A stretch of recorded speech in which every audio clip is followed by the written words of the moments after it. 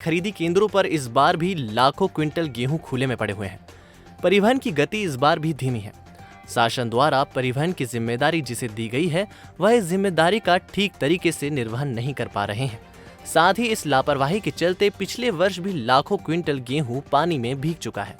साथ ही खरीदी केंद्रों पर गेहूं रखने की उचित व्यवस्था भी नहीं है। खुले में पड़े लाखों क्विंटल गेहूं पर किसानों का कहना है कि गेहूं का जिस तरीके से परिवहन होना चाहिए उस तरीके से परिवहन नहीं हो पा रहा है। पर जो है अपर कलेक्टर जो गेहूं निरीक्षण के भी अधिकारी हैं पूरे जिले में देख के काम कर रहे हैं। उन्होंने अभी कुछ समय पहले ही यहाँ पे निरीक्षण किया है। यहाँ पे जो है परिवहन की गति अत्यंत धीमी है। 18,000 कुंटल से अधिक माल जो यहाँ पर रखा हुआ है। पास में ही नाला बहता है, इसलिए अतिशीघ्र जो है यहाँ से परिवहन किया जाए, तभी जो स्थिति सुधर सकेगी। ज़्यादा तो अभी इसमें गर्मी की हमारी सूखत आ रही है जी, ये 200-300 ग्राम एक कट्टी में वजन कम पड़ गया। परिवहन हो नहीं रहा। परिवहन करता रोज कहता है कि आज 10 गाड़ी लगा देंगे, आज 10 गाड़ी रोज का बोलता है।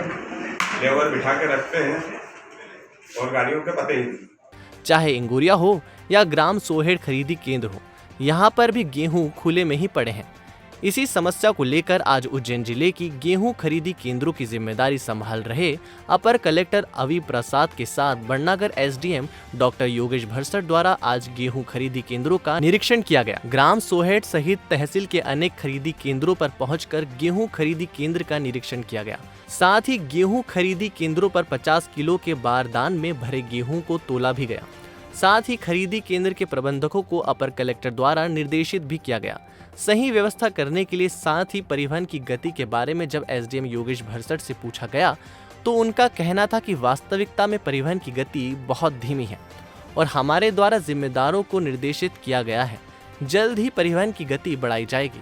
और परिवहन संचालकों के साथ हमारी बैठक आयोजित की गई जिसमें उनको निर्देशित किया है कि जल्द से जल्द खरीदी केंद्रों पर से गेहूं का परिवहन किया जाए।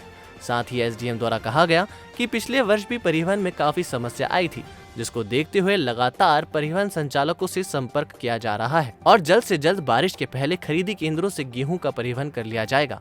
हमारे जो वरिष्ठ अधिकारी हैं वह भी गेहूं खरीदी केंद्रों का निरीक्षण कर रहे हैं। ग्राम लोहाना में भी गेहूं खरीदी केंद्र का निरीक्षण किया गया। अब देखना ये होगा कि कितनी जल्दी गेहूं खरीदी केंद्रों पर खुले में पड़े गेहूं का परिवहन किया जाता है या फिर पिछले वर्ष की तरह गेहूं पानी में भीग जाता है। सर बताएं किस प्रकार से जो गेहूं उपार्जन केंद्र पर परिवहन नहीं हो पा रहा है और पिछली बार भी बारिश में लाखों कुंटल गेहूं का नुकसान हो गया था। इस बार किस प्रकार की तैयारी प्रशासन द्वारा? इस बार जो है लास्ट ईयर जो परिवहन में काफ़ी समस्या आई थी, क्योंकि लास्ट ईयर लॉकडाउन का भी समय था और बारिश भी मई महीने में खरीदी हो रही थी।